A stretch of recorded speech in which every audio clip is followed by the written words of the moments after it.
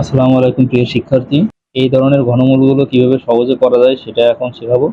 সবাই ক্লাসটি মনোযোগ সহকারে দেখবে, আশা করি ক্লিয়ার হয়ে যাবে। তো দেখো, √5 এর উপরে পাওয়ার 3 আছে, তার মানে √5টা 3 বার গুণ হয়। কয়বার গুণ হয়? 3 বার।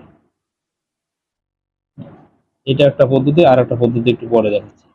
তো এটা যদি আমরা এভাবে করি, এখানে দুইটাকে আমরা এরকম দিতে পারি। দুইটা মানে এই, আর একটা এই পাশে থাকলো। কেন এটা হলো?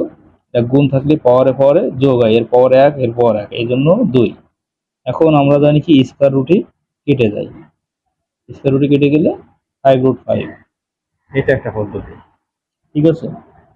তো স্কয়ার রুটে কেন কেটে যায় এটারও একটা নিয়ম আছে।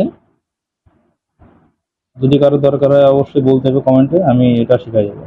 আর আরেকভাবে কি, এই লাইনটা না করেও করা যায়। এই লাইনটা, এই যে 3 বার গুণ করেছি, এই লাইনটা না করে জাস্ট এইভাবে যদি আমরা করি হবে। কেন হবে?